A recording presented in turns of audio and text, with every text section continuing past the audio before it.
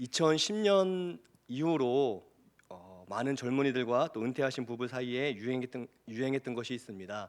귀농입니다. 귀농. 그래서 많은 분들이 농촌으로 들어가서 농사를 짓고 사는 그런 어떤 사회적인 현상들이 2010년 이후로 많이 있었습니다.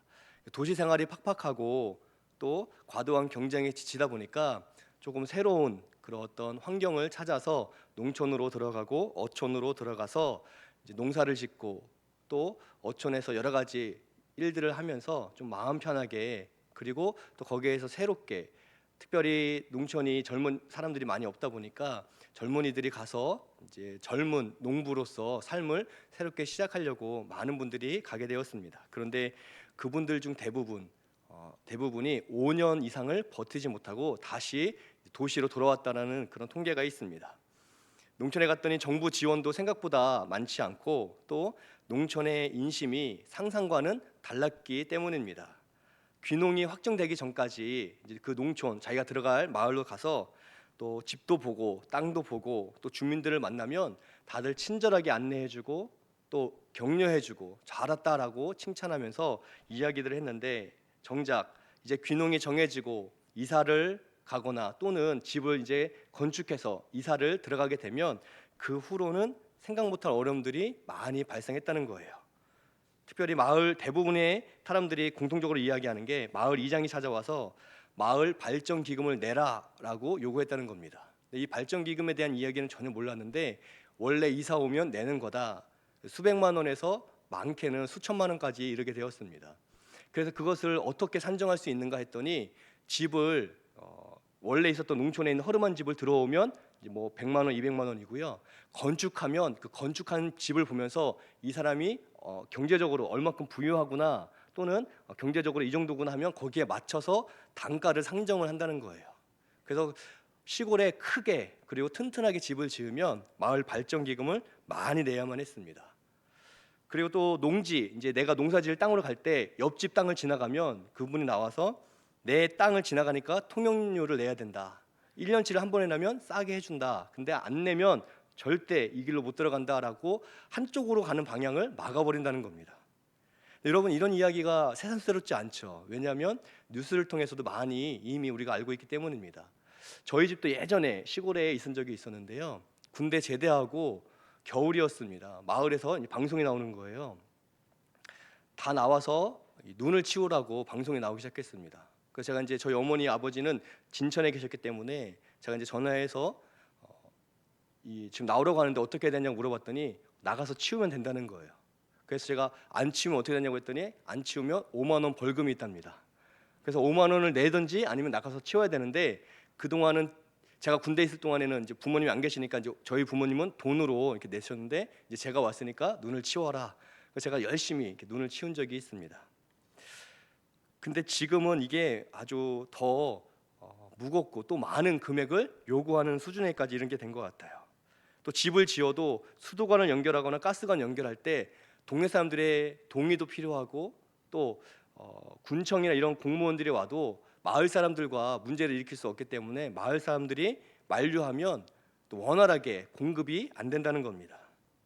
또 어떤 청년은 요즘에는 이런 농촌에서 농사 짓는 청년들이 유튜브를 많이 하거든요. 찾아보시면 어떤 청년은 이제 청년이에요. 결혼도 안 한 청년이 와서 있으니까 그 땅 주인이 아유 마음껏 해라, 기특하다, 3년이고 5년이고 네가 쓰고 싶은 만큼 써라라고 했는데, 그렇게 해서 농사를 짓는데 그분과 무슨 문제가 생겼답니다. 그랬더니 그분이 밭을 다 갈아엎은 거예요. 그래서 경찰에 신고했는데 계약서가 없어서 이건 어쩔 수 없다. 저 사람이 주인이 자기 마음대로 가른 거기 때문에. 근데 계약서가 왜 없냐면, 야 계약서 같은 거 필요 없어. 그냥 와서 너 기특하다 그냥 써라. 네 마음대로. 어차피 우리 놀리는 땅이니까 네가 쓰면 된다라고 해서 했는데, 정작 마음에 들지 않을 때는 계약서도 없이 너 무단으로 지금 우리 땅에 심은 거다 하고서 그것을 뒤에 없는 사례들을 많이 이제 고소하고 고발하는 그런 영상을 본 적이 있습니다. 지난달 4월 17일 날 KBS에서 이 부분에 있어서 좀 심층적으로 특집 기사를 냈는데요. 제목이 이것이었습니다. 청년 농부 절망 보고서. 청년 농부들이 절망하고 있는 그 보고서, 여러 명의 청년들이 가서 농촌에서 얼마나 큰 어려움을 당하는지, 부푼 꿈을 갖고 갔는데 환상을 갖고 왔는데 현실 속에서 얼마나 청년들이 절망하고 있는지를 보여주는데, 텃세, 사기, 그 결론적으로 이제 맨 마지막에 청년이 나와서 뭐라고 하냐면 30대 청년입니다. 귀농한 게 내 인생의 가장 큰 실수입니다. 이게 그 기사의 마지막 인터뷰였어요. 처음엔 너무 행복하고 농사지어서 나도 열심히 살아야지 했는데 귀농한 것 자체가 내 인생에서 가장 큰 오점이고 실수고 후회한다 라면서 뉴스가 끝나고 있습니다. 그러니까 청년들이, 또 은퇴하신 분들이 꿈과 환상을 가지고 농촌에 가면 이제 행복하겠지, 또 사람들이 인심이 좋아서 서로 돌봐주고 또 이 도시에서는 못 느꼈던 정을 누릴 수 있겠지 했는데, 그 꿈과 환상이 현실과는 완전히 다르다는 거죠. 새로운 기대와 소망이 있지만 찾아갔더니 여전히 거기에는 도시와는 다르지만 그러나 거기에도 현실적인 문제가 있음을 직면하게 되었다는 겁니다. 신앙생활도 비슷합니다. 신앙생활도 우리가 절대로 꿈과 환상을 따라서 신앙생활을 해서는 안 됩니다. 우리의 꿈과 환상을 따르는 가장 첫 번째가 뭐냐면, 내가 하나님께 순종하면, 어렵지만 힘들지만 순종하면 하나님께서 앞길을 탄탄하게 형통함으로 열어주실 거라는 그런 오해 아닌 오해가 있을 수 있다는 거예요. 내가 하나님을 위해 봉사하고 헌신하고 내 삶을 하나님께 다 드리면 하나님께서 나에게 큰 은혜를 주실 거야, 우리 가정에 큰 복을 주실 거야 라고 우리가 쉽게 결론 내릴 수 있다는 겁니다. 그런데 이 신앙생활도 그거와 조금은 다를 수 있어요. 우리가 말씀에 순종할수록 기쁘고 행복한 일도 있지만 그러나 환난과 고난이, 오히려 더 많은 시험거리가 찾아올 수도 있다는 겁니다. 출애굽기 3장에서 모세를 하나님께서 만나 주셨습니다.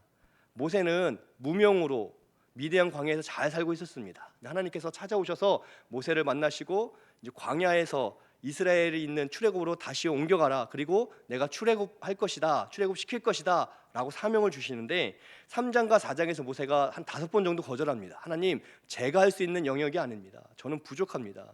모세가 80세였기 때문에 사실 힘들고 어려운 일이었죠. 하나님, 보낼 사람을 보내십시오 라고 말할 정도로 모세는 할 수 없다라고 했는데, 하나님께서 5번이나 강권적으로 모세를 보내시기를 다시 말씀하시고 결국 오랜 시름 끝에 모세가 순종하게 됩니다. 하나님, 제가 순종하겠습니다. 제가 가겠습니다. 이 놀라운 역사 속에 제가 순종하겠습니다. 사실 미디안의 안정적인 생활을 했던 모세에게는 쉬운 일이 아니었습니다. 이 미디안에서 그래도 40년을 정착해서 생활했는데 이곳을 떠나서 애굽으로 간다는 것, 어려운 일이었죠. 사랑하는 가족들과 기약 없이 헤어져 있어야만 했습니다. 이 출애굽이 몇 년 걸릴 것이다 말씀하지 않으셨습니다. 그러니까 언제든 우리 가족을 볼 수 있는지 몰랐다는 거죠. 그런데도 어려운 결단 속에 어렵게 순종하며 나아갑니다. 어쩌면 모세가 80세가 넘었지만 모세 마음에는 꿈이 있었고 환상이 있었을지도 모르겠습니다. 40년 전에 애굽에서 동포들이 학대당하는 걸 보면서 의분에 겨워 그 애국 군인을 쳐 죽이고 이스라엘을 구해주었던 그 마음, 그래서 하나님께서 우리 이스라엘 백성을 구원해 주신다는 것 때문에 가슴이 뜨겁고 하나님께 순종하며 이 살아계신 하나님을 통해서 놀라운 능력 안에서 영광 중에 우리 이스라엘이 하나님의 백성으로 하나님의 땅으로 옮겨갈 것을 꿈꾸었는지도 모르겠습니다. 어쩌면 그런 사명, 비전이 있었기 때문에 모세가 끝까지 순종했던 거죠.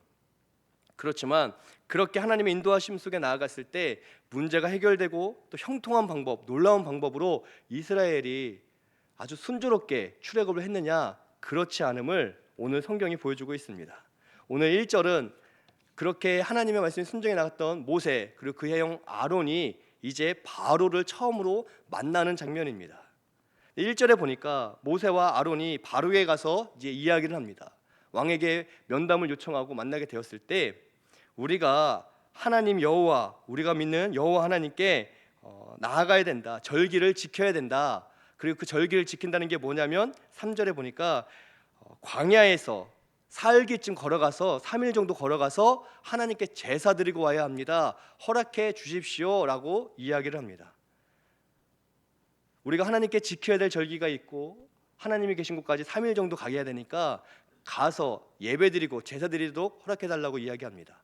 이건 모세의 장꾀가 아니었습니다. 하나님께서 모세에게 너는 바로에게 가서 이야기하기를 사흘길쯤 가서 광야에서 하나님께 제사 드리고 와야 된다라고 말해라, 허락을 구하라 라고 하나님이 말씀하신 대로 그대로 한 거예요.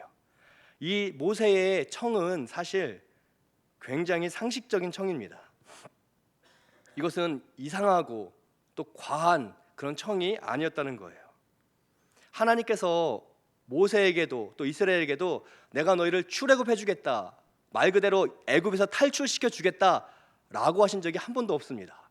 하나님은 출애굽기를 자세히 보시면 사흘기쯤 제사 드리러 광야로 가야 된다, 하나님의 백성이 가야 된다, 그것을 허락받아라 라고 요청했어요.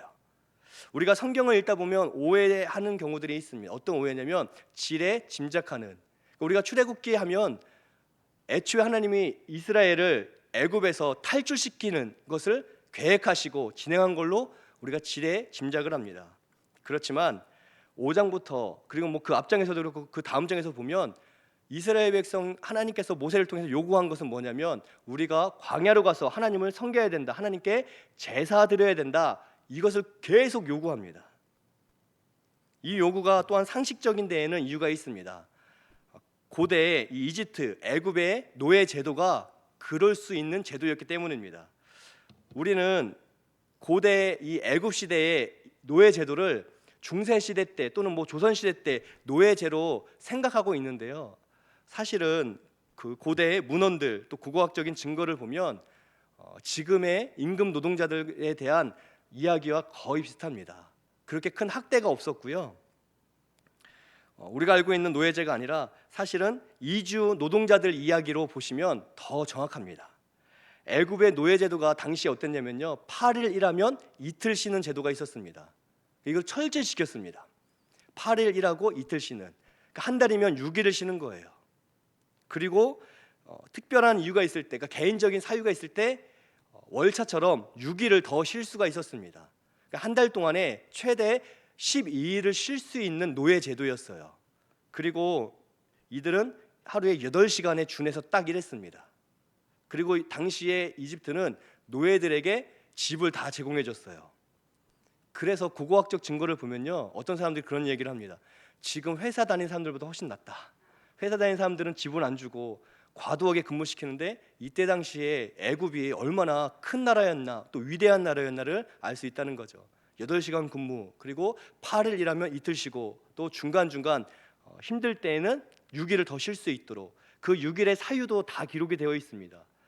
아내가 아파서 월차 낸 남편의 이야기도 있고요. 그 전날 술을 너무 많이 먹어서 속병 나서 못 가겠습니다 했던 노동자의 이야기도 있습니다.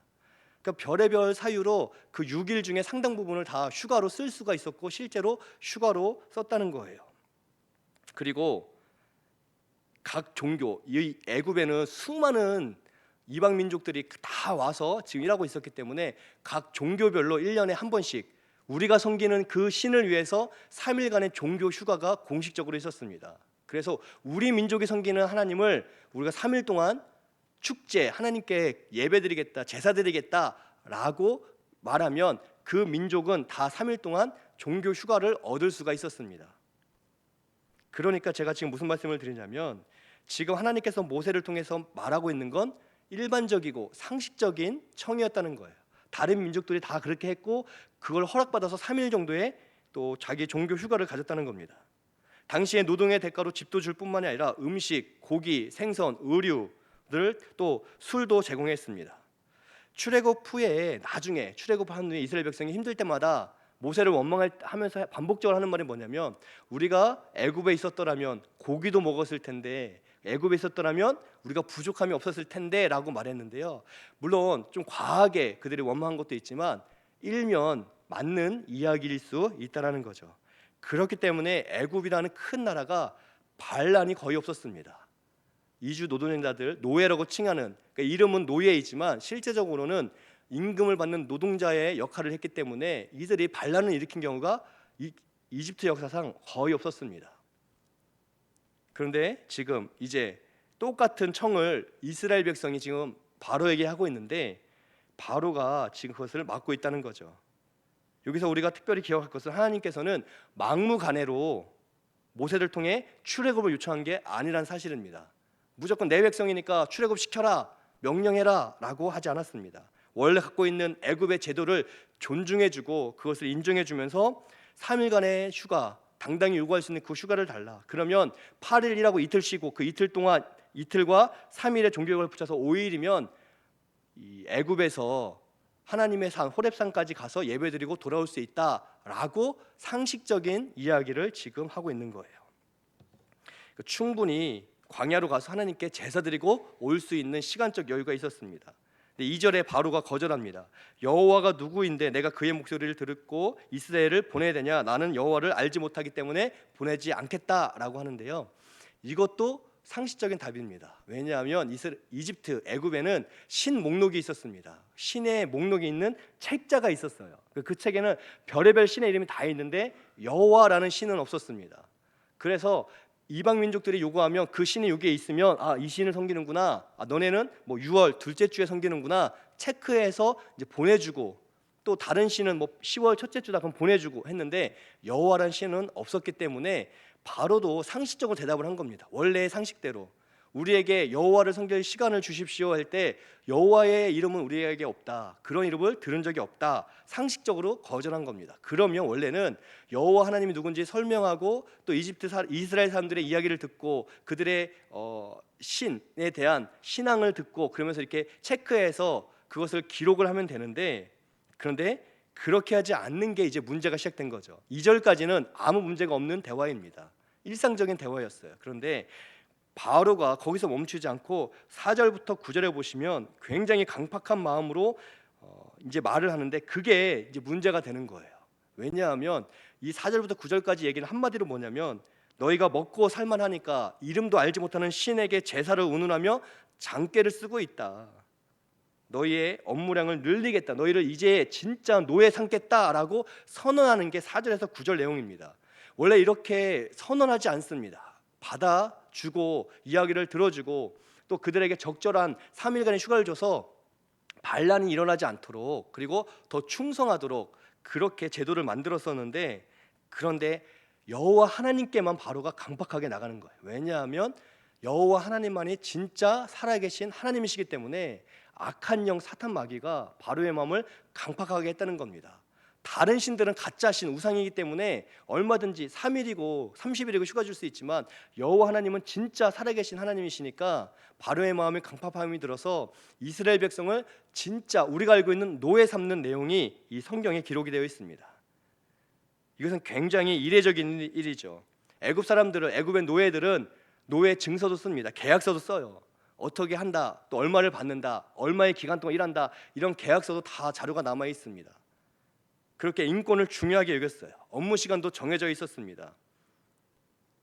그렇게 애굽 사람과 이주민들이 외국인들이 서로 균형 있게 존중하며 같이 일했는데 이스라엘에게만큼 바로가 강팍해서 이 강팍한 마음으로 박해와 핍박, 즉각적인 그리고 직접적인 위협이 시작된 이야기가 이 출애굽기의 내용입니다.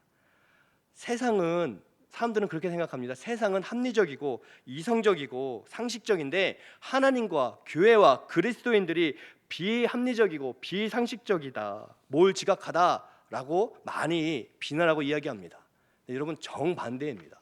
하나님은 그 나라의 문화를 존중하시고 상식과 합리 안에서 일하신다는 거예요. 물론 초월적으로 하나님 일하실 때 있지만 하나님은 언제나 상식적인 내에서 일하시고 상식적인 내에서 합리적인 내에서 하나님의 백성이 살아가기를 원하신다는 거예요.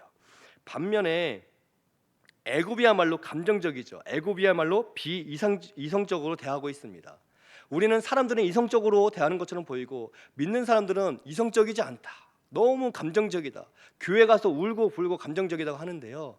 여러분 하나님이 살아계시다면 그 하나님 앞에 기도하고 울고 불고 하는 게 뭐가 문제가 되겠습니까? 아주 상식적이죠. 세상 사람들은 이성적이다, 합리적이다라고 말하지만 여러분 전쟁이 일어나는 걸 보시면요, 그냥 자존심 싸움 때문에 전쟁이 일어나는 겁니다. 합리적인 이성적인 토의나 토론이 없습니다. 백분 토론을 보시면요, 한 번도 이성에 기반해서 토론하지 않습니다.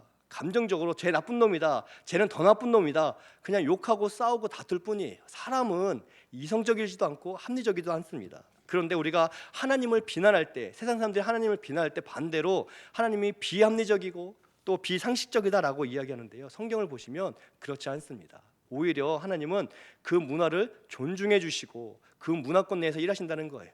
예수님 때도 예수님을 통해서 하나님께서 하나님 나라를 위해서 로마를 다 보내고 무찌르고 뒤엎어서 하나님 왕국을 세우신 게 아닙니다. 이스라엘 로마의 속국이었던 이스라엘을 그 로마를 그대로 인정해 주시죠. 하나님은 우리가 복음을 듣고 구원을 얻어 하나님의 백성이 되고 영생을 얻는 게 목적이지 이 땅에 있는 문화를 다 뒤엎고 무언가 혁신하고 이게 목적이 아니시라는 겁니다. 출애굽도 그렇다는 거예요. 근데 이 출애굽의 결론을 먼저 말씀드리면 결국 모세는 끊임없이 우리가 광야로 가서 하나님께 제사 드리게 허락해 달라는 이 말만 반복적으로 합니다. 기계적으로 하나님이 그것만 말하라고 하셨기 때문에. 근데 바로가 계속 거절하죠. 그리고 10가지의 재앙이라고 일컬어지는 10가지의 심판 동안에 바로가 계속 거부하다가 마지막 아들을 잃게 되면서 백기를 들게 됩니다. 그리고 이스라엘이 광야로 가서 하나님께 제사 드리는 걸 허락하는 게 아니라 이스라엘을 쫓아냅니다. 징글징글하다. 너희들 너무너무 징글징글하다. 내 눈앞에 사라져라. 다 떠나라라고 쫓아내는 이야기. 그래서 쫓겨나면서 나가기 때문에 급하게 먹을 것도 챙기지 못한 채 쫓겨나는 이야기가 출애굽기의 이야기예요. 그러니까 출애굽기를 읽어보면 이런 부분들을 굉장히 많이 발견할 수가 있습니다. 그러니까 이스라엘 백성도 사실은 출애굽해서 탈출해서 가나안 땅에 가는 게 큰 목적이 아니었어요. 하나님의 계획이었을 뿐입니다. 하나님은 노예 생활하고 있는 이스라엘이 하나님의 백성은 참된 자유 얻도록. 그런데 여러분 사람은 자유를 좋아하는 것 같지만 자유를 좋아하지 않습니다. 안주하고 머물러 있기를 원하죠. 만약 바로가 쫓아내지 않았다면 이스라엘 백성은 가나안 땅까지 가지 않았을 겁니다. 그래도 쫓아냈기 때문에 억지로라도 그러니까 이스라엘 백성은 억지로 지금 쫓겨나서 가나안을 가야 되는데 사실 하나님은 이스라엘이 꿈쩍도 안 하는 걸 아시기 때문에 쫓아내서라도 가나안 땅으로 인도하시는. 그러니까 다시 말하면 여러분 천국 가는 거와 똑같다고 보시면 됩니다. 우리가 천국 가는 거, 우리가 천국 백성 되고 하나님의 나라에 가기 위해서 정말 아름답게 신앙생활하는 것도 있겠지만 우리가 때때로 넘어지고 실망하고 실족해서 신앙생활을 제대로 못할 때에도 하나님은 우리를 억지로라도 신앙생활을 하게끔 우리의 걸음을 마음을 지켜주셔서 결국 마지막 순간 하나님 나라에 들어가도록 인도해 주신다는 거예요. 그러니까 하나님의 사랑은 훨씬 크고 위대함을 우리가 꼭 알고 있어야만 합니다. 내 공로로 가는 게 아니고요. 바로에게 쫓겨나서라는 것을 쫓겨남을 통해서라도 가나안 땅에 들어가게 하시는 우리가 하나님의 영광을 위하여 평생 순종하고 충성할 수 있으면 좋겠지만 그러지 못할 때가 많잖아요. 그런데도 하나님은 그런 우리를 억지로라도 신앙생활을 하도록 구역장, 기관장, 교사, 봉사를 해서라도 우리가 하나님 안에 늘 거하도록 만들어 주신다는 겁니다. 그러니까 우리가 신앙생활하면서 내가 좀 그만두고 싶은데 근데 어쩔 수가 없어서 사람이 없고 또 마땅치 않아서 내가 또 해야 되나 보다. 그게 은혜인 것을 믿으시기를 바랍니다. 하나님은 그렇게 해서라도 우리의 심령을 붙들어서 하나님의 나라로 들어가도록 인도하시는 분이시기 때문입니다. 지금 3일간의 종교 휴가를 끝까지 거절하다가 마지막 아들의 죽음으로 인해서 치를 떨고 이스라엘을 쫓아내는데 그때까지가 핍박과 박해가 계속될 수밖에 없다는 거예요. 그렇게 바로가 두 손 두 발 들기 전까지는 핍박이 계속될 수밖에 없습니다. 그리고 오늘 9절에 그 시작이 나오는데 9절에 보시면 그 사람들의 노동을 무겁게 함으로 수고롭게 하여 그들로 거짓말 듣지 않게 하라라고 바로가 명령하면서 이제 핍박이 가해집니다. 노동을 무겁게 하고 수고롭게 해라. 그러니까 그 전까지는 출근하고 퇴근하고 이게 가능했었습니다. 근데 이제부터는 힘들게 해서 딴 생각 못하게 하라라고 강팍하게 이야기를 하고 있죠. 그러나 여기까지도 우리가 이해할 수 있어요. 바로가 이렇게 강팍한 이유, 하나님을 대적하는 악한 영은 언제나 진리 안에 행하는 이들을 박해하기 때문입니다. 그러니까 바로가 강팍한 건 예측 가능한 일이죠. 근데 정말 모세를 힘들게 했던 건 이스라엘 백성이었습니다. 4장 30절, 31절 우리가 읽진 않았지만 이 시간 우리 화면을 통해서 같이 잠깐 보겠습니다. 이때가 이제 바로에게 가기 전에 이스라엘 백성에게 아론과 모세가 찾아왔을 때 이야기인데요. 우리 30절은 제가 31절은 우리 성님들께서 교독하겠습니다. 아론이 여호와께서 모세에게 이르신 모든 말씀을 전하고 그 백성 앞에서 이적을 행하니 백성이 믿으며 여호와께서 이스라엘 자손을 찾으시고 그들의 고난을 살피셨다함을 듣고 머리 숙여 경배하였더라. 아멘. 바로에게 가기 전에 모세가 아론을 만나고 이스라엘 백성들에게 가서 하나님의 계획을 이제 모세가 설명합니다. 그랬더니 백성들이 믿었다. 즉시 하나님 우리를 사랑하시는구나, 우리를 구원해 주시는구나 믿고, 그리고 우리의 고난, 우리의 어려움을 아시기 때문에 그 하나님 앞에 감사합니다 하고 고개 숙여 경배하기 시작합니다. 하나님께 너무 감사했던 거죠. 우리를 기억해 주시는구나, 하나님이 우리와 함께 하시는구나. 그런데 오늘 5장에서 바로를 만나고 그 뒤에 바로의 태도가 달라져서 이제 즉각적인 노동 강도가 세지니까, 그때 이제 그 후에 이스라엘 백성의 모습은 5장 20절 21절에 나와 있습니다. 우리 20절 21절도 교독하겠습니다. 그들이 바로를 떠나 나올 때에 모세와 아론이 길에 서 있는 것을 보고 그들에게 이르되 너희가 우리를 바로의 눈과 그의 신하의 눈에 미운 것이 되게 하고 그들의 손에 칼을 주어 우리를 죽이게 하는도다. 여호와는 너희를 살피시고 판단하시기를 원하노라. 너무 아이러니하죠. 노동의 강도가 세지니까, 그래서 바로의 미움을 받으니까 이 이스라엘 사람들이 모세와 아론을 길에서 보자마자 너희가 우리의 원수다, 너희 때문에 망하게 됐다라면서 심지어 하나님이 너희를 저주하기 원한다라면서 모세와 아론을 탓하기 시작합니다. 악담을 하죠. 여러분, 모세는 애굽이 그런 거 알고 있었습니다. 40년 전에도 그랬기 때문에. 40년 전에도 애굽은 난폭했고 사납고 또 치사한 사람들이었기 때문에 지금 모세가 바로를 만난 후에 바로가 이렇게 대응하는 것은 데자부예요. 데자부. 40년 전에도 그렇게 이스라엘이 번성할 때 그때 당시에 바로 왕도 이스라엘을 힘들게 하고 고난을 가했기 때문에 지금 이런 바로의 태도는 당연한 것이었습니다. 그런데 동족인 이스라엘 백성, 모세는 이 이스라엘 백성에게 월급 받은 게 아닙니다. 이 사람들에게 부탁받은 것도 아닙니다. 그저 하나님의 말씀을 따라서 이 이스라엘 사람들을 위해서 지금 열심히 바로 왕을 만나서 3일의 휴가를 요청하고 왔는데, 그러니까 모세는 정말 이 사람들의 덕을 본 건 하나도 없이 이 사람들을 위해서 사명을 갖고 지금 나아가서 목숨을 걸고 바로와 지금 이야기를 하고 있는데, 바로 이 모세와 아론을 이스라엘 백성이 어제까지는 칭찬하고 감사하고 고개 숙여 하나님께 경배했으면서 오늘 고난이 오니까 저것들 때문에 이렇게 문제가 커졌다면서 심지어 하나님이 너희를 판단하기를 원한다, 하나님부터 니네 저주받아야 된다라고 하나님 이름까지 들먹이면서 이야기를 하고 있습니다. 조석병계라는 말이 있죠. 사람이 아침의 마음과 저녁의 마음이 다르다는 거예요. 어제는 모세와 아론을 환대했는데 오늘은 모세와 아론을 원망하고 있습니다. 근데 이게 사람이라는 거예요. 이런 경험이 너무나 많이 있습니다. 저는 중학생 때 야영을 간 적이 있습니다. 학교에서. 그때 말리포로 갔었습니다. 제가 말리포로 간 이 기억이 정확히 나는데요. 사건이 있었기 때문입니다. 지금 생각하면요, 너무 이상했어요. 지금 생각하면 아이들을 중학교 1학년, 2학년 아이들 뭐 한다고 걔네들을 반별로 막 50명씩 이렇게 야영을 가서 알아서 밥 먹게 했습니다. 그 뭐 어르신들 또 우리 어른들 다 아시겠지만 코펠 같은 거 갖고 와야 되고 가스 버너, 브루스타 막 이런 거 갖고 와야 되고 또 카레 재료, 뭐 김치찌개 재료 해서 아이들이 야영하는 거예요. 2박 3일 동안 밥해 먹는 겁니다. 그래서 어머니한테 저도 밥 어떻게 해야 되는지 그때 막 배우고 가서 선생님이 이제 텐트에 넣어놓고 애들을 밥 때가 되면 지금부터 밥해라 하면 밥해서 밥 먹는 거예요. 그리고 뭐 수영하고 놀다가 또 와서 밥 먹고. 지금 생각하면은 굉장히 위험한 일을 한 것 같아요. 그때 당시에 뉴스가 별로 없어졌지 아마 사고도 많이 있었을 겁니다. 근데 제가 왜 기억이 나냐면 저랑 친한 친구가 가스버너를 갖고 와서 키는데 이 부탄가스가 잘못 들어가면 불이 옆으로 막 삐져서 엄청 크게 나오는 경우가 있습니다. 그럼 막 불이 나듯이 막 이 화염방사처럼 막 올라가는 거예요. 그런데 중학교 1학년 아이들 뭐 알겠어요? 야 이거 뭐냐 재밌다고 그 불로 다 모여든 겁니다. 근데 저는 뉴스를 굉장히 좋아했던 아이였거든요. 어릴 때부터. 고기 구워 먹다가 부탄가스 폭발하는 사건을 많이 봤습니다. 그래서 제가 이거 폭발할 일이다. 제가 판단력이 빠르잖아요. 이거 폭발할 것 같다. 그래서 제가 뛰어갔어요. 중학교 1학년 때. 저는 사람들과 막 어울리는 걸 잘 못하는데 아이들 속으로 제가 뛰어가서요. 어떡하지 하다가 이 생각하다가 터지면 안 되니까. 그래서 제가 생각을 어떡하지 딱 두 번만 하고 이 가스버너를 들어가지고 한 5m, 10m로 확 던져버렸습니다. 멀리. 그 땅에 부딪히면서 부탄가스가 튕겨져 나가면서 불이 사그라졌어요. 그리고 꺼졌습니다. 너무너무 다행이죠.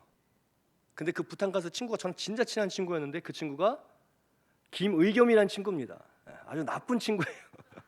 이 친구가 저한테 오더니 야 이거 네가 고장내켰어. 그러니까 던졌으니까 아마 좀 찌그러졌겠죠. 그러니까 우리는 얼마인지도 몰라요. 중학교 뭐 가격을 알겠으니까 걔가 5만 원 내놔 그러는 거예요. 5만 원 엄청 큰 돈이었는데 저희가 가격을 모르니까 제가 어이가 없었습니다. 그래서 너 지금 무슨 말 하는 거야? 했더니 티격태격 이제 싸우게 됐어요, 친구랑. 그 학교 이제 선생님이 왔죠. 소란이 나니까 오셨어요, 선생님이. 무슨 일이냐 했더니 거기 터질 것 같아서 애들이 한 7, 8명 모여 있었거든요. 걔네가 서승호가 이거 집어 던졌어요 라는 거예요. 저희가 봤습니다. 제가 마치 정신병자처럼 그냥 와서 이걸 집어 던진 사람이 돼버린 거예요. 그러니까 제가 너무 화가 나서 제 친구 7, 8명 되는 애들한테 소리를 질렀습니다. 너희들 다 이거 터졌으면 죽을 뻔했어. 네 그거 다 구경하고 있었잖아. 선생님이 이제 앞뒤 전후 맥락을 다 보시더니 야 서승호는 잘못한 게 한 개도 없고 너희들 겁도 없이 그걸 왜 보고 있냐, 큰일 날 뻔했다 하면서 애들을 혼내키고 그게 정리가 됐습니다.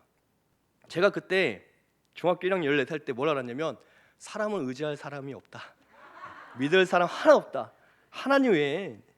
이렇게 친했던 애들도, 그리고 그 옆에서 다칠 뻔한 애들도 정작 문제가 될 땐 제가 던진 거에 우리가 다 봤어요. 엉뚱한 이해. 근데 물론 사실이죠. 제가 던진 것도 맞으니까. 근데 그 앞에 건 다 빼놓고 그 아이들은 몰랐던 것 같아요. 그게 터지는 거를 몰랐던 것 같아요. 저는 뉴스를 통해서 고기 먹다 터졌다는 뉴스를 봤기 때문에 그걸 알고 있었고, 지금이야 부탄가스가 안전장치가 있어서 이제 거의 터지지 않지만 그때는 그런 일들이 많았던 것 같아요. 사람의 마음이 같지 않구나. 사람이 100가지 잘해줬어도 한 가지 서운하면 100가지를 잃어버리고 그 한 가지 때문에 원수가 되는 게 사람이라는 것을 어릴 때 깨닫게 됐습니다. 이스라엘을 위해서 하나님 말씀에 지금 모세가 순종하잖아요. 이스라엘 사람들은 한 거 하나도 없습니다. 모세가 사명을 받고 이 본 적도 없는 이스라엘 사람들 위해서 순종해서 나왔는데 그들에게 돌아온 건 애굽의 미움이고 이스라엘 사람들의 원망이었어요. 그러니까 모세는 상황이 굉장히 나빠졌습니다. 애굽은 이들을 미워하고 이스라엘 사람들은 이 사람들을 원망하면서 아무도 모세와 아론의 편이 되어주지 않았습니다. 바로 그럴 때 상황이 악화되고 사람들로부터 오해를 받고 원망을 받을 때 모세가 택했던 게 뭐냐면 하나님께 돌아가는 거였습니다. 이게 중요합니다. 22절에 보시면 모세가 여호와께 돌아와서라고 기록해요. 그럼 원망을 듣자마자 모세가 여호와께 돌아와서 하나님께 나아갔다는 겁니다. 내 억울함을 사람들한테 항변하지 않았어요. 저는 항변했습니다. 제 친구에게 야 이건 내가 억울하다, 너희들 구하려고 한 거야 막 그러다 보니까 걔네가 친구들이 이성적으로 듣고 아 그래 우리가 실수했네, 큰일 날 뻔했다, 고맙다 한 게 아니에요. 그 아이들도 감정적으로 격해지고 저도 격해지고서 막 몸싸움이 일어날 때 싸웠다는 거예요. 선생님이 중재하기 전까지. 그러니까 사람과 사람은 서로 억울한 사람이건 억울하지 않은 사람이건 이야기가 하고 붙다 보면 감정적으로 서로 더 악화될 수밖에 없다는 거죠. 근데 모세가 이스라엘 사람들을 상대하지 않았습니다. 야 내가 바로가 나를 미워하는 건 이해되는데 어떻게 너희가 그럴 수 있냐 라고 하지 않았어요. 모세의 나이가 80이었습니다. 당시에 80이면요 나이적으로 가장 큰 어른이었죠. 그러니까 지금 이 이스라엘 사람들은 젊은 사람들, 노동의 인력을 동원할 수 있는 30대, 40대의 사람들일 가능성이 큽니다. 30, 40대가 지금 80대 어른에게 너 하나님께 판단 받아봐라 라고 할 정도로 원망하고 있는데 이 사람들에게 호통치지 않고 항변하지 않고 나도 억울하다 말하지 않고 바로 22절에 여호와께로 돌아와서라고 기록이 되어 있어요. 모세의 답은 하나님이었기 때문입니다. 여러분 우리가 믿음을 지키고 싶고 지키려고 하는데 그래도 상황이 나아지지 않을 때가 있습니다. 하나님께 순종하려고 늘 마음에 어떤 새로운 결단을 하는데도 불구하고 형통이 아니라 더 많은 오해와 또 억측이, 또 사람과의 관계가 갈등이 깊어질 수도 있다는 거예요. 우리는 하나님께 내가 순종하려고 하면, 하나님께 내가 무언가 새로운 결단을 하면 문제가 해결될 것 같고 회복될 것 같은데 오히려 하나님께 충성할수록 어려움이 그것이 어떤 거가 되든 나에게 찾아올 수 있다는 거예요. 그럴 때 그 상황을 보거나 또 그런 억측과 오해를 하는 사람들을 상대하면 해결될 수가 없습니다. 모세처럼 하나님께로 돌아가는 것만이 유일한 정답이라는 거예요. 5장 22절과 6장 1절 우리가 함께 읽겠습니다. 우리가 한 절씩 읽고 6장 1절은 같이 읽겠습니다. 모세가 여호와께 돌아와서 아뢰되 주여 어찌하여 이 백성이 학대를 당하게 하셨나이까 어찌하여 나를 보내셨나이까. 내가 바로에게 들어가서 주의 이름으로 말한 후로부터 그가 이 백성을 더 학대하며 주께서도 주의 백성을 구원하지 아니하시나이다. 함께 읽겠습니다. 여호와께서 모세에게 이르시되 이제 내가 바로에게 하는 일을 내가 보리라. 강한 손으로 말미암아 바로가 그들을 보내리라. 강한 손으로 말미암아 바로가 그들을 그의 땅에서 쫓아내리라. 아멘. 지금 모세가 바로의 감정에 휘둘려 엉뚱한 싸움하지 않았습니다. 바로가 그렇게 대적할 때 자기도 감정적으로 휘둘려서 하나님이 하라는 게 아니었는데도 불구하고 감정적으로 대응하여 싸우지 않았고요. 원망하고 있는 이스라엘을 향해서 그들의 어리석음을 탓하거나 정죄하지 않았습니다. 그러니까 사람과도 싸우지 않았어요. 이 상한 마음, 모세가 상한 마음이 있었다는 건데 이 상한 마음을 사람들에게 말과 행동으로 돌리지 않고 그 상한 마음을 갖고 하나님께 나와야 기도하고 있습니다. 22절 23절을 보면요, 하나님께 원망하는 것처럼 고백하고 있습니다. 하나님, 내가 하나님께 순종했는데 어떻게 이런 학대가 더 커지고 또 왜 나를 이렇게 연약한 나를 보냈습니까? 이 백성이 더 학대받고 있고 하나님은 아무런 것도 행하지 않고 있습니다 라고 하나님께 그 원망의 마음을 돌려드리고 있습니다. 언뜻 보기에는 이거 죄 아닌가? 하나님을 원망하는 거 죄 아닌가? 지금 사람들로부터 마음이 상했고 상황으로부터 마음이 상했잖아요. 근데 그것을 그 상황에 그것을 그 사람들에게 풀지 않고 하나님께 갖고 나오면 그 기도가 된다는 것을 보여주는 겁니다. 우리가 사람과의 관계에서 마음이 상할 때가 있어요. 여러분 그거 백날 사람한테 풀려고 하면 한번 해보십시오. 되는지. 사과해도요, 저거 또 꿍꿍이가 있구나, 이게 사람이에요. 사과해도 대화를 해도 더 서운해지는 관계가 될 수 있습니다. 문제가 있을 때 그 문제 해결하려고 백방을 뛰어다녀도요, 문제가 더 꼬여버리는 게 이 세상의 이치입니다. 내 인생에 어떤 삶에 문제가 있을 때, 어려움이 있을 때, 특별히 내가 신앙을 하나님 앞에 하나님을 잘 섬기고 열심히 순종하려고 또 순종해왔고 이런데도 불구하고 어려움이 생길 때, 사람들과의 관계에서 문제에서 어려움이 생길 때가 사인입니다. 하나님께 나아와라, 하나님께 돌아와라. 그때 사람들을 보면서 그 억울한 마음을 포효하지 말고, 그때 그 마음을 갖고 문제로 나아가지 말고 그 마음을 갖고 설사 그것이 원망하는 마음일지라도 하나님께 나와서 하나님께 다 토해내라. 그걸 하나님 기도로 받으신다 가르쳐주는 겁니다. 그래서 하나님께서 6장 1절에서 말씀하시죠. 바로가 강팍하지만 내가 강한 손으로 바로를 가르칠 것인데 6장 1절 마지막에 바로가 결국 그들의 땅에서 쫓아낼 것이다 라고 예언의 말씀을 주십니다.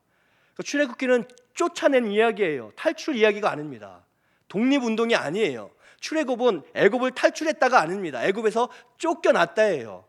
그러니까 그렇게 이스라엘을 괴롭히고 억압했던 이집트가 이스라엘을 쫓아낼 만큼 이스라엘은 사실은 형편없는 사람들이었다는 겁니다. 이 형편없는 사람들, 주인에게도 쫓겨나는 이 사람들을 참된 주인의 하나님은 하나님의 땅으로 인도하신다. 이게 복음이에요. 복음이 뭐냐면 우리가 잘해서 하나님께 구원해 주신 게 아니라 우리는 세상에서도 손가락질 당할 만한 사람들일 수밖에 없다는 겁니다. 부족하고 연약하죠. 누구나 그렇습니다. 그래서 세상에선 나고자라고 일컬어지는 사람일지라도 하나님은 사랑하셔서 하나님은 우리의 걸음을 인도하신다. 그래서 우리가 영생의 길, 생명의 길로 나아갈 수가 있다는 거죠. 지금 모세는 그 어려움을 하나님께 토로했고 하나님은 결국 바로가 너희를 쫓아낼 것이다. 그게 사람의 눈으로 볼 때는 억울한 일처럼 보이지만 하나님은 그것을 통해서라도 이스라엘 백성을 하나님의 땅으로 인도하시려는 계획이 있습니다. 우리의 이 표어 말씀도 사실은 그 말씀이잖아요. 사람들이 풍랑을 당해서 힘들어하고 막 정신이 혼미했는데 눈을 돌아보니까 소원의 항구로 인도하셨다. 풍랑 속에서 죽는 줄 알았는데 보니까 그 풍랑을 통해서 하나님께서 우리가 도착해야 될 소원의 항구로 인도하셨다. 이게 우리의 표어 이 9절 말씀입니다. 시편 107편의 말씀이 그 말씀이죠. 우리는 혼미하다, 어렵다 했는데 풍랑이 아니면 소원의 항구, 우리가 가야 될 그 항구까지 갈 수가 없습니다. 우리는 동서남북도 모르는 부족한 사람들이기 때문에. 그러나 하나님은 그런 우리를 사랑하셔서 풍랑이란 것을 통해서라도 하나님의 땅으로 인도하시는 분이라는 거예요. 우리에게 왜 어려움과 고난이 있습니까? 하나님께서 우리의 소원의 항구, 우리가 마침내 이뤄야 될 그 항구로 갈 수 있도록 우리가 어디로 가야 될지 모르는 양처럼 각기 제 길로 갈 수밖에 없는 사람들인 걸 아시기 때문에 고난을 통해서라도 의의 길을, 고난을 통해서라도 구원의 길을 하나님께서 걷도록 인도하신다는 것을 꼭 기억하시고 믿으시기를 축복드립니다. 그래서 중요한 건 고난 속에서, 어려움 속에서, 또 사람들과의 관계에서 문제가 있건 뭐 어떤 삶에 어떤 다양한 문제가 있던, 중요한 건 그 모든 순간마다 우리는 하나님께 마음을 고정하고 믿음으로 하나님을 바라봐야 한다는 거예요. 그게 믿음입니다. 기쁘고 행복할 때에도 하나님께 시선을 고정해야 되지만, 특별히 힘들고 어려울 때, 문제가 계속될 때 그 어려움과 문제를 보면요, 사람의 마음은 낙심될 수밖에 없고 낭망할 수밖에 없습니다. 그러나 내가 의도적으로 의지를 갖고 더 하나님을 바라보기 위해서 결단하고 하나님께 돌아서는 것, 모세처럼 여호와께로 돌아와서 하나님께 아뢰는 것, 이게 믿음이요 승리의 길인 것을 믿으시기를 축복드립니다. 세상 사람들은 비관적입니다. 가장 행복할 때에도요, 행복하지 못할 부분들을 찾습니다. 제가 아는 사람이 서울에 아주 좋은 대학교에 간 청년이 있습니다. 정말 누가 봐도 부러워할 대학에 우수한 성적으로 들어갔어요. 학과도 아주 좋은 학과였습니다. 그래서 다들 부러워했습니다, 청년들이. 그래서 제가 전도사 때 야, 너 너무 장하다, 잘했다 했는데 뭐라고 하냐면, 그 학교 간 게 뭐가 그렇게 좋나요? 그 학교 우리 과 애들 보니까 다 아빠 엄마가 부자던데요. 나는 부자가 아니어서 알바해야 되는데요, 라고 불행의 이유를 찾더라고요. 세상 사람들은 그렇습니다. 모든 것을 가진 사람도 불안해합니다. 빛 가운데 있는데도 어둠이 올까 봐 두려워서 떨고 걱정하고, 그래서 행복할 때에도 마음껏 그 행복을 누리지 못한다는 거예요. 그런데 믿음의 사람은 그렇지 않습니다. 믿음의 사람은 어둠 속에서도 빛을 향해 나아가는 사람인 것을 믿습니다. 빛 대신 하나님께 마음의 중심을 두는 사람인 줄 믿습니다. 비록 내 인생이 지금은 캄캄하고 어둡고 보이지 않더라도 하나님은 신실하시기 때문에 나에게, 우리에게 새 빛을, 새벽을, 아침을 반드시 허락하심을 믿으며 나아갈 때 그 믿음대로 하나님은 우리 가운데 함께 하시고 우리의 걸음을 인도하실 분임을 믿습니다. 그렇기 때문에 어둠이 깊을수록 그 어둠 때문에 낭만과 멈춰있는 게 아니라 빛을 향해, 빛 대신 주님을 향해 나아가야만 한다는 거예요. 그러면 반드시 하나님께서 우리 가운데 새 아침을 허락해 주시기 때문입니다. 모세는 힘들 때마다, 앞이 캄캄할 때마다 절실히 주님께 나왔습니다. 5장부터 계속 반복적으로 10가지의 재앙 동안 10번이나 바로가 강팍하게 모세를 핍박하고 이스라엘 백성 계속 원망할 때 반복적으로 바로에게 화내거나 이스라엘 백성의 그 오해를 풀기 위해서 대화를 요청하지 않고요, 그럴 때마다, 사방이 꽉 막히는 그럴 때마다 반복적으로 하나님께 나가서 기도합니다. 어떨 때는 가슴을 치고, 어떨 때는 가슴을 찢고, 어떨 때는 울면서 하나님께 억울함도 토로하면서, 사람이 아니라, 환경이 아니라, 문제가 아니라 모든 그럴 때마다 하나님께 나아가 계속 기도하면서 빛으로 나아갈 때 결국 하나님은 그 모세가 빛 가운데 걸어가도록, 이 출애굽의 역사가 완성되도록 인도해 주셨다는 거예요. 우리도 믿음으로 또 순종함으로 결단하며 살기를 작정하며 걷다 보면 때때로 캄캄할 때가 옵니다. 건강의 문제든 경제적인 문제든 관계의 문제든 답답할 때가 있습니다. 그거의 사인입니다. 내가 하나님께 나아가야겠다. 이 문제로 해결되지 않도록, 이 문제가 사람을 통해 해결되지 않도록, 이 문제는 하나님께만 해결함 받을 수 있는, 하나님만이 답인 것을 기억하며 하나님께 나올 때 하나님은 이길 힘도, 이길 용기도 우리 가운데 허락하여 주심을 믿습니다. 어둠 속에서 함께 하신 하나님을 주목하면서 소망 가운데 인내하면서 주의 은혜를 구하고, 또 그렇게 믿음으로 하나님을 바라보는 사람들에게 하나님께서 반드시 하나님의 때를 허락하셔서 영광 중에 회복의 은혜를, 생명의 은혜를 허락해 주심을 믿습니다. 이 믿음으로 모세처럼 하나님께 나아가 빛을 구할 수 있는, 그리고 믿음대로 응답받는 우리 모두 되시기를 예수님의 이름으로 축복드립니다.